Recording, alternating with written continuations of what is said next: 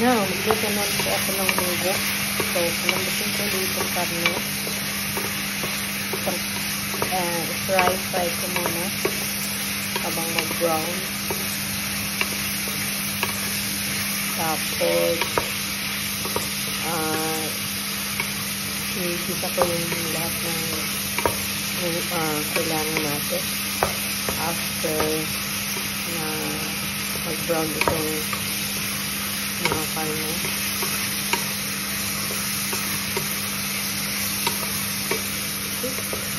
Balikan natin ito maybe 5 minutes ulit. Ang lulutin ko nga po pala ay munggo. So, parang gusto ko naman kumain ng munggo. Okay, balikan ko natin 1 minute for few minutes. Yan naman po ngayon. Nang mag-brown na siya, nilagay ko na ang ating pinasama-sama ko na po yung bawang, sibuyas, ginger, kapag gusto. Dapat lagyan ko po ito ng kamatis, pero hindi na lang, parang hindi lasang maasin-asin. So, yan, na-add ko na yung ginger, ayan po, sibuyas, bawang. So, after natin kung masangkot sa yan, ilagay ko na ang itong munggo. Then, lagyan natin ng tubig. Pansin nyo, dahil lalaki ng slice ko ng luya or ginger. So, ito na po yung ano natin. Yan o, munggo. So, ilagay ko ng lahat. Yan. Uy, ang dami pala niya. Grabe. Tapos, halu-haluin ko lang. Lagyan ko ng mainit na tubig.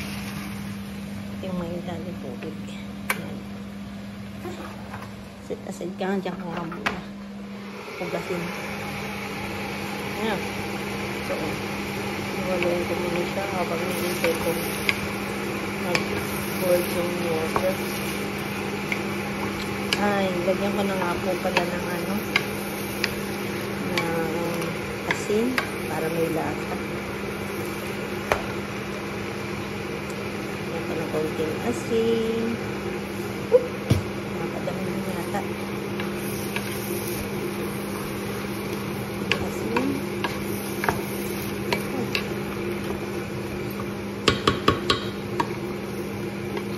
Kaya nilagay kong karne. Halos yung buong bucket and sinuslice ko. So, ninalo ko ng lahat para masarap.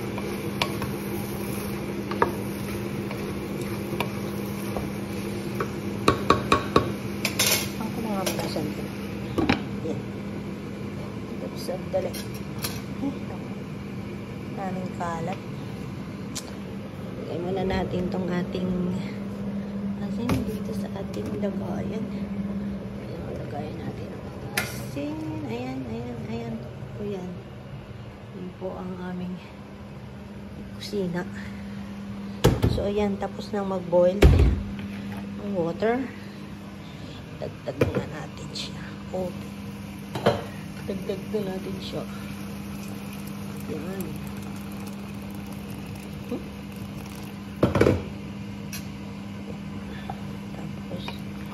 Na lang natin lumambot yung karne kasi napakulaan ko na po yung munggo, so malambot na siya. Tayin na lang natin kumulo ang tubig hanggang lumambot ang karne ng kaunti.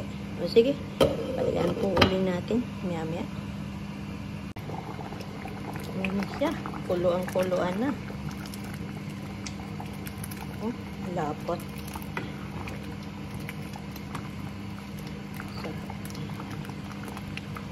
Munggo, sarap kainin hapunan.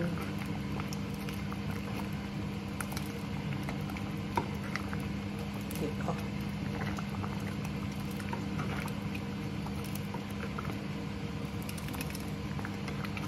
Wait pa natin ng mga ilang minuto pa.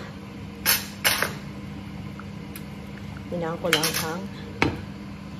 hinaan ko lang yung ano niya, number 2. Dami linisin. Okay, wait po natin until it's cooked.